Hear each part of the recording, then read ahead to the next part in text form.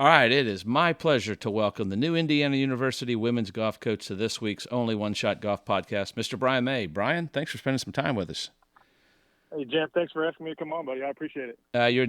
You've been named the 5th women's golf coach at Indiana University, and it's your first job or the head coaching job for yourself. What was that call like, and the emotions you went through when you got the call that you're going to be the new head coach? Yeah, it was a lot of excitement early for sure. I've been at Kentucky now for 8 years, and we felt like we built a pretty good program there, and kind of have the blueprint for kind of bringing a team from kind of mediocrity really to a top 25 contending team and a big conference. And Indiana has just that. They've got a program that back in the 80s and 90s.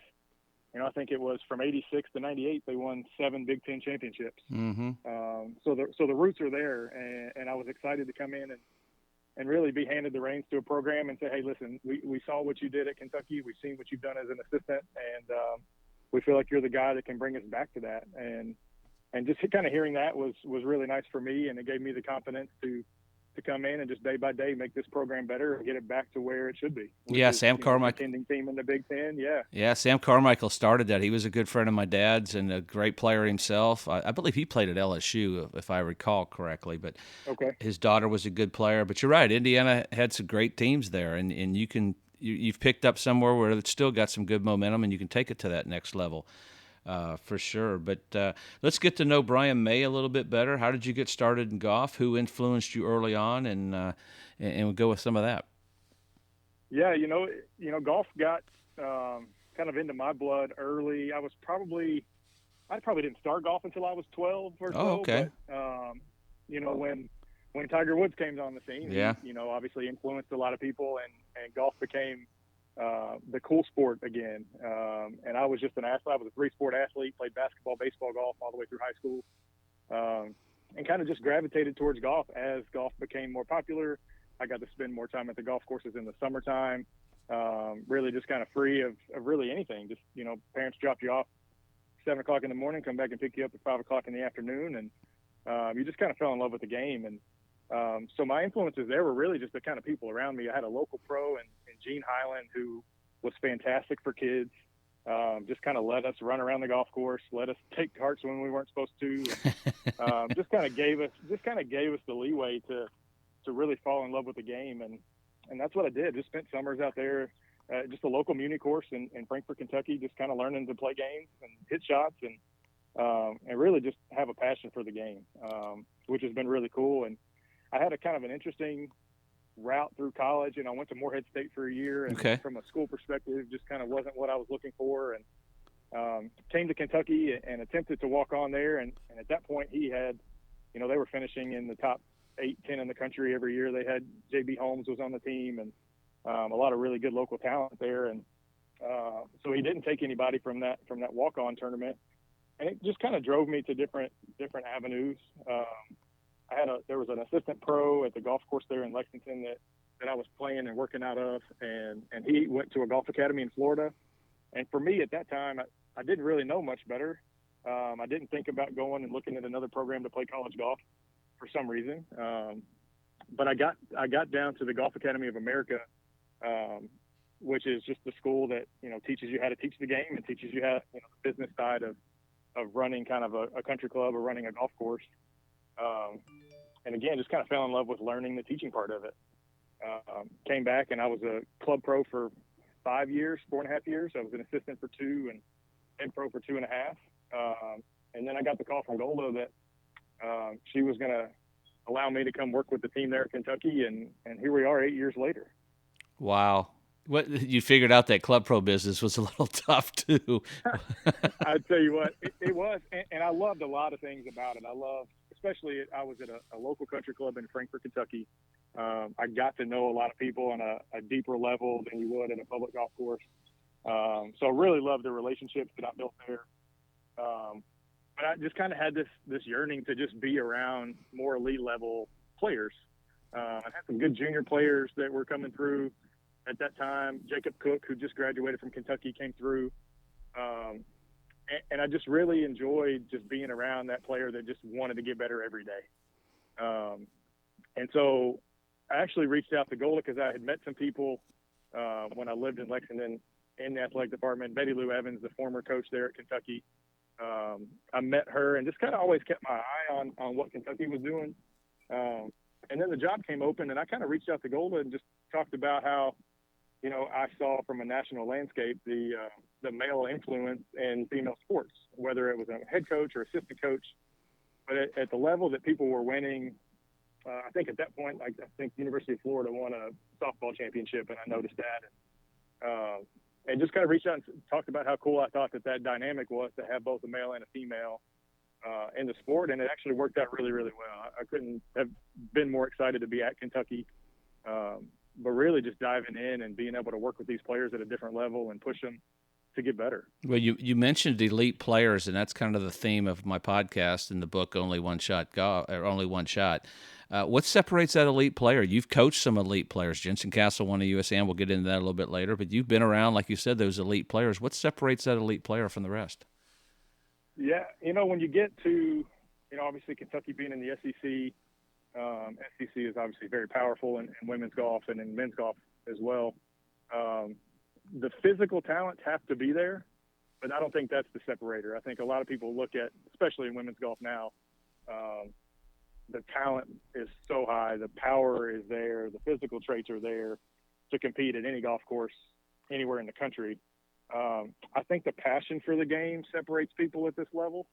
I think college golf and professional golf are something that people kind of put out there as a goal that they want to reach.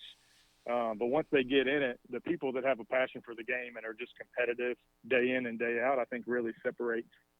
In this game, especially when you don't win at a high clip, you're losing more often than you're winning. A top 10, a top 15 in a great field is a great week. And, the passion there to really drive yourself to get better day in and day out when things aren't going to go well. You may have a bad stretch of 2, 3, 4 months in golf, and that passion brings you back to practice and brings you back to the game week in and week out, I think is what really separates players at this level, especially in the college golf elite level. Is that what you tell your players when, I don't like to use the word slump, but when they kind of get down, is to kind of remember that passion, remember why you play this game? Absolutely. There's so many, especially in college golf now, there's so many things you're dealing with. You're going to class. You've got to do the things that you have to do academically. You've got to see your tutors. You've got to see your mentors. You've got to take care of all these things that really don't necessarily work out for some players as far as schedule goes. So you have to be able to adapt when things aren't going your way. You've got to be able to adapt when you're the number one player on the team and you've got to get to a golf course 3 hours ahead because the number 5 player tees off an hour and a half before you do. Schedule-wise, you've just got to be able to adaptability. And then, just like you said, when you come back from having a bad week, having a bad month, the passion for the game is what brings you back there. It's easy to hang your head in this game, and it's easy to be negative. But to play at the highest level, you've always got to believe that next shot is going to be the best shot, and the next shot's going to bring you out of that funk. Yeah, time management skills, you learn that real quick when you get to college golf. We'll kind of very quickly get into that. You've mentioned a couple things I want to go back to. You mentioned multiple sports. How were you able to balance playing multiple sports? What advice do you have to the kids out there? Because I think sounding and listening to you, you like to look at kids who played multiple sports. What kind of advice to them, and how do you balance playing all those sports? Yeah, the balance is the hard part. Now where everybody is told to specialize so early. Kids are playing travel baseball at 7 and playing 80 games a year and don't really see other sports. And golf is the same way. Golf, you obviously specialize from being right-handed or left-handed, and you kind of just have this one golf swing and you have one movement your entire career. And playing other sports gives you kind of that cross-training athleticism that just gets your body in a place to be able to be athletic and move in different ways. And I kind of talk about that adaptability as well. I think being athletic, having your body be able to move multiple directions, keeps you a little bit more injury free. As you see, golf is more powerful, just like every other sport is more powerful than it was 20 years ago. And with that power comes more injuries. Mm-hmm. So specifying early, I think, hurts a lot of people in that way from a body standpoint. From a time management standpoint, it's it's something that you have to adapt to at a younger age, which helps you when you get to college and understand that, hey, I might not have time to go do this, but I have 30 minutes to putt in my room if I want to get some putting done. Or if I only have an hour and I have to drop 20 minutes to the golf course, maybe it's more reading a book than it is on, sports psychology than it is going and hitting 15, 30 drivers for an hour. Did I read where you studied kinesiology some at Kentucky? Maybe did I read that? I did. Yeah, I kind of started in that realm, and that was kind of the reason was golf fitness was becoming huge. Tiger Woods obviously was a big part of that, and just understanding how the body relates to what you're doing as an athlete.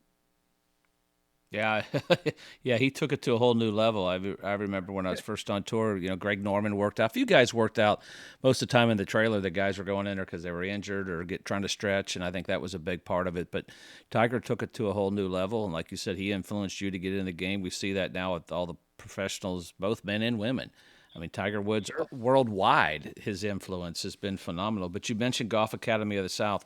What were some of the things you learned there, or even when you were a club pro, that's helped you in your coaching? Yeah, so obviously the technique is extremely important, but there are so many different ways to hit a golf ball. Mm-hmm. And I think what I learned the most was golf vocabulary, being able to identify not only what to talk about with a player, but how to identify how to talk about it, because there's 10 different ways to say the same thing. And with players now, they all come in with their own swing coaches and their own sports psychologists, so they already have their vocabulary. So being able to adapt as a coach to say, hey, you're coming a little bit too far on the outside, and being able to say that 4 different ways to 4 different players so that we are speaking the same language, I think is extremely important. Absolutely. That's the tricky part. Yeah, it's extremely tricky, and miscommunication happens all the time in golf. So making sure that the vocabulary is there, being able to understand what coaches are telling their players, so that as a golf coach, we can, articulate that to them in the moments that they need it the most, which is when they're obviously playing and we're the only voice that they have. As a golf coach now, I think versus 20, 30 years ago, a collegiate golf coach is not a swing coach. In my mind, we help manage the time. We help push you in certain directions from a course management perspective. But again, these kids come in with swing coaches that they've had for 10, 12 years. And we just want to add to that as coaches, this circle of trust that they have with their parents, with their swing coaches, and whoever else that they may have.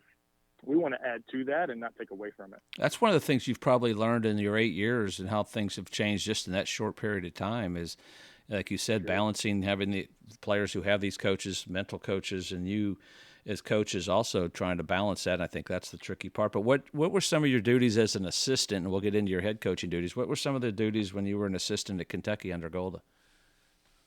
Yeah, I think first and foremost is just kind of be a sounding board for the players. Kind of a go-between between the head coach and the players is first and foremost to make sure everybody's just in a good frame of mind. In college golf, we're in season 75% of the year. So just kind of keeping everybody in a good frame of mind, making sure we're all positive in what we're doing, making sure there's that clear communication. If something doesn't kind of sound right that's coming from the head coach, making sure that I can articulate it in a different way maybe to make sure that everybody's on the same page. And then, especially on the golf course, I think I really got into a lot of the course management deal. I would be on the course with a lot of players. Being on par threes, obviously, is extremely important. But I think that time at the Golf Academy, being able to understand different ways to say things, a kind of a quick trigger here, a quick fix here, can really help a player in the moment when they need it the most. And so I really think I got into that the most as an assistant, at least for the last 4 or 5 years, when we started to kind of turn the corner and be a powerful team. Yeah, y'all were. You got to the NCAAs. You barely missed out on match play. That was a magical year. And then Jensen Castle, Marissa Wentzler get to the USAM. They go in a playoff. What was it, 12 players for 2 spots? 12 for 2, yeah. That had to be insane. You were home. Golda was back in Sweden, and they both win their first matches. And and we were just kind of getting to know those two young ladies, and Marissa loses in round 32, but Jensen just kept winning and beat some really good players, beat Jenny Bay from Georgia, and kept continuing on. And Rachel Heck, I think she played her in maybe the semis. Yep. But the funny story, and you know where I'm going to go with this because I've teased you enough about it, but we were sitting over there, and the rumor was that Jensen had only played with like one ball in the matches and two balls in the medal play. And I had to go ask her, and I said, "Is this true?" And she said, "Yes, I only have, 4 or 5 Kentucky logoed golf balls." I said, "Now come on." And it was kind of a laughing point. I said, I wasn't hitting it straight enough to only play with 1 or 2. But she did. She got all the way to the finals, and I was teasing Golda, but she was over to Sweden, to get this kid some golf balls. But you flew in for that final match in the final 36. How cool was that, and what were some of your emotions that day going through watching her finally going on to win in the 35th hole? Yeah, so I'm gonna address the first part. I knew you would. She has plenty of golf balls. I promise you, she has plenty of golf balls. But you're right. Like, and Jensen spoke to this a million times. Is she was coming off of an injury. She came to this golf tournament with no expectations whatsoever. Didn't pack enough clothes. Didn't bring enough golf balls. Yep. But that's the mindset that a lot of people wish they could get to more often than not, especially in golf, when carrying so much is usually a detriment.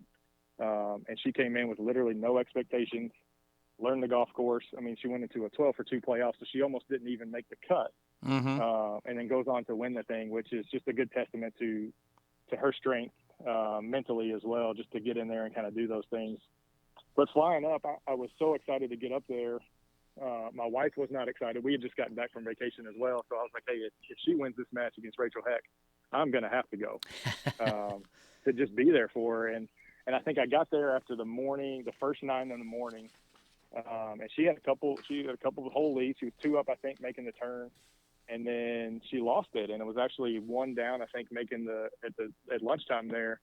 And I remember walking in, and I sat with her and her family and friends at lunchtime, and you couldn't even tell the kid was playing in a golf tournament. Yeah. She was eating ice cream. She was having a good time. Conversations were anything but golf, which I think just helped her relax. And she came back and she got off to quite a hot start there at the beginning of the second 18 and really just ran with it. Just feeds off the crowd, extremely competitive kid. And I couldn't have been more happy for her because she really earned it that week of going up there and just kind of pushing through the injury, pushing through the expectations, and just playing her game. And it's a world-changing, life-changing win for her, and I couldn't have been more excited for her. You mentioned it. I think in between the matches, the 36 holes, I think the people she was staying with, they had to go back and wash one of her skirts or shorts or something she was wearing. I mean, it was so much fun as a commentator to watch this personality and get to know her and kind of, just like, you weren't cheering because you're not supposed to cheer you cheer for everybody. I think when people asked me that when I did the NCAA's, a week or so ago, they said, "Who are you cheering for?" I said, "Cheer for all these kids." Because they work hard at it. But it was really cool to see her win that. What did that win not only mean for her, but for the Kentucky program? That had to be a big boost for y'all when you go out and recruiting. Hey, we have the U.S. Women Am champion on our team. Yeah, I think it just, kind of amplified what we were doing, gave us some ways to look forward and say, hey, listen, what we're doing is right. What we're doing is working. For her to go and do those things, the things that she's doing day in and day out at Kentucky, the things that her teammates are doing as well, because in this game, especially in a team sport or the team aspect of it, that day in and day out competition she gets at Kentucky was really, really helpful for her. And then for her, it just catapulted her into a different level, gave her the belief that she belongs at that level, the justification of, hey, listen, I went out and did this, and I didn't even expect to do it. I hadn't practiced in 3 weeks. I didn't think I had my A game, and I went out and I won, arguably the biggest amateur women's golf tournament in the world. So it just gave her that belief that she belongs. And I think she went through this year. She had some ups and downs, but I think she's really kind of starting to learn, the mentality it takes week in and week out to play at that level. She just left the U.S. Open with a missed cut, but couldn't have been more positive about it. Is, hey, I really belong here. I know what I need to do. I know some of the things that I need to change in my preparation and my management. of my game to get prepared week in and week out. But the belief that she belongs, I think, is what she got the most out of that whole week. That's going to help. That's got to help you now that you're at Indiana, coaching a player like that and different personalities. That's got to be huge, even for your recruiting as well. So let's get into that a little bit. Sure. We mentioned you got the job. You're excited about that. Family's moving up. What are some of the challenges that you have now now you're your own coach. Now you're the head coach. Now you're not just the assistant, you're the head coach. What are some of the things, kind of your goals early on at IU, maybe your first year or two? Yeah, so the word that, I've gotten that question a lot, and the word that keeps coming to my mind is it's a resurrection of a program. Yep. And we talked before about where the program has been and the things that they've done. And I feel like I've got a good blueprint to do so, which is come in, really give some structure to a program that might not have had some. Recruit hard. The thing about this game is recruiting is 99% of it. Get players to understand that we have the resources in Indiana to compete, build a schedule that reflects that, moving around the country and playing against some of the top talent, and giving the kids the avenue to, like a Jensen Castle, the avenue to play against the best players in the country and really show them that they belong. But for me, it's build a foundation that Indiana can, really propel from. Understand what the vision is, which is to be a competitive team. Understand that the Big Ten championship is a goal of ours every year. Playing in the national championship is a goal of ours every year. And then kind of just work backwards to see what that looks like month to month, day to day, and get these kids believing that they belong. Tell us about the facilities. The golf course has been redesigned since I was a kid. We used to play the state am there, or state junior there. Tell us a little bit about the facilities, and so our listeners can kind of get an idea what IU has to offer them. Sure, yeah. So the Fowl family golf course, the Fowl family came in a couple of years ago and just poured a ton of resources into this facility. It's basically a brand new course. It's very difficult from what I've heard, but it gives us as a team a place to play day in and day out that can really challenge every part of our game. And I think that's extremely important at this level. They have great green complexes. We can play from many different distances, many different tee boxes, and just work on every part of the game.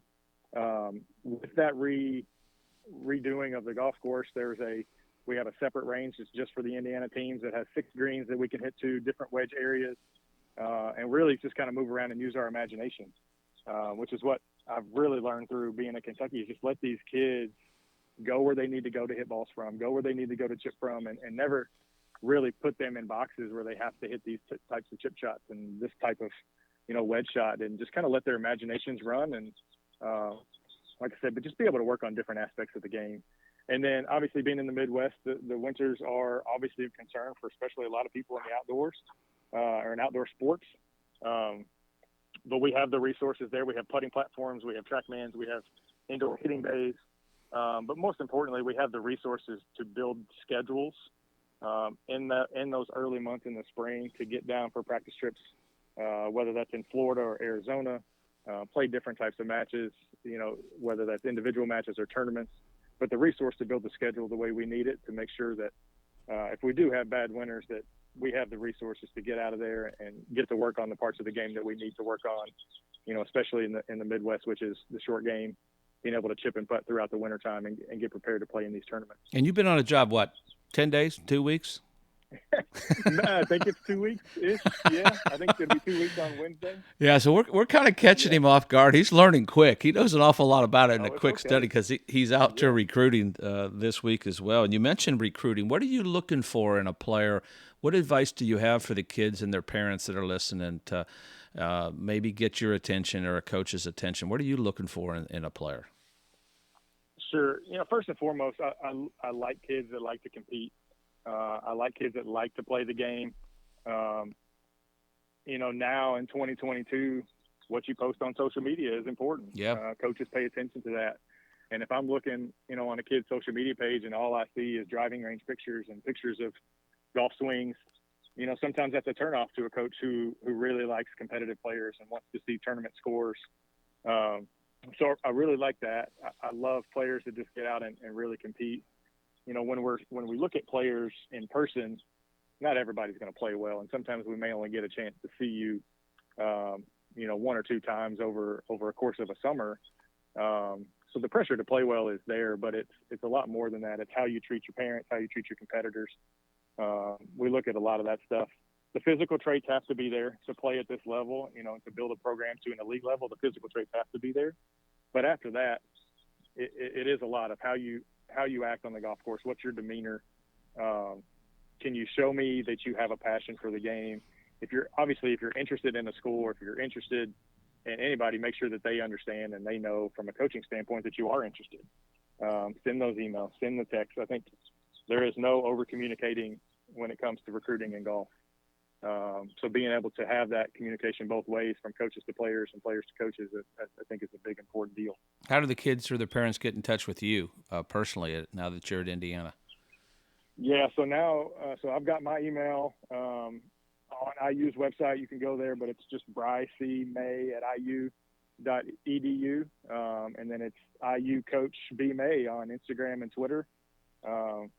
And again, believe me, at this point in 2022, we use social media. So the things you post are important. Reach out to us any way you can, and we're looking forward to really finding some Hoosiers to rebuild this program, resurrect it, and really build a foundation for the future. I thought something you said really was amazing. I've heard a couple coaches say that: how you treat your parents, how you act. It's not just you may shoot 65, but if you're and I had a pretty bad temper, so I probably got myself in trouble early on, and I eventually grew out of that. I think I was 60 when I finally grew out of that. But I think that's so important, is how you treat people, and I think we learn that as we get older, and sometimes that's, you don't realize. In social media, I tell kids, when you're playing, stay off of it. Don't believe the good, don't believe the bad. I think that's some of the tough things you all have to go through and balance. I think that's such a tough part of your job. But when you do a schedule, and now you're going to be making a schedule, do you try to go different parts of the country, get used to different grasses and courses? Will you be doing that when you make this schedule now? Absolutely. Different parts of the country, I think, is extremely important, so that you're not just seeing one type of golf course, one type of grass. I like to do a couple things. One, on the women's side, we don't have a 500 rule. So that's right. The strength of schedule, I think, is important to see the top teams in the country as much as possible. Being in stronger fields helps from a ranking standpoint, but at the same time, it helps your kids believe that they can compete. Just being in those events, being around those types of players, just gives them a belief of hey, listen, they're no different than I am. They just do it at a more consistent clip than I do. So let's get back to work. And then the last thing I like to do, especially for my players, is if I can get you close to home, so your parents can come see you, so your family can come see you, then I'm going to try to do that as much as possible, because college golf, we travel all over the country, but we usually don't play close to a lot of people's homes, and there's not a lot of tournaments that are on TV, and there's not a lot of times where these kids are going to be close to their family. So being able to get them close enough where family can come see, I think, is extremely important. Absolutely. Where are you going to be this summer? Where are you going to be out recruiting? I know you're a Crooked Stick this week, I'm a checking it out. for the die, yeah, absolutely. And then I'll be over in Europe at the 1st of July for the team championships. And then I'll be at kind of your bigger events. I'll be at the Girls Junior, which is in Bowling Green, Kentucky this year at Old Stone. Okay. And then I'll just pop in and out and want to make sure I'm visible in the Midwest to get my eyes on some of these the local girls in Indiana and around Ohio and Michigan and Wisconsin. Just make sure that they know that that Indiana is on the move in the right direction. Well, one thing you can be assured of, the Indiana Golf Association, and I've watched how that junior program has improved. There's a lot of good talent in the state of Indiana, so you can keep some of those kids at home. That would be a big plus for you. But I appreciate Absolutely. I appreciate you spending some time with us. I always like to end the podcast, whether in life or golf. You may have only one shot. You got to make it count. You're making it count. I can't wait to see how you take this program, resurrect it back to where it was, and we wish you the best of luck. And thanks for spending some time with us. I know you're busy, and I can't wait to see how well you get this program going. I would be surprised to see you be very successful this season. Yeah, thank you, Jim. I really appreciate the opportunity to come on and kind of talk a little bit about myself and where our program's going. You got to remember, I was a Bobby Knight fan my whole life growing up, so I have a little bit of an Indiana Hoosier love for you, so we'll be pulling for you. There we go. I appreciate that, and I appreciate it getting on this podcast. What were you thinking on that play? Take a lap, and when you come back, maybe you'll do things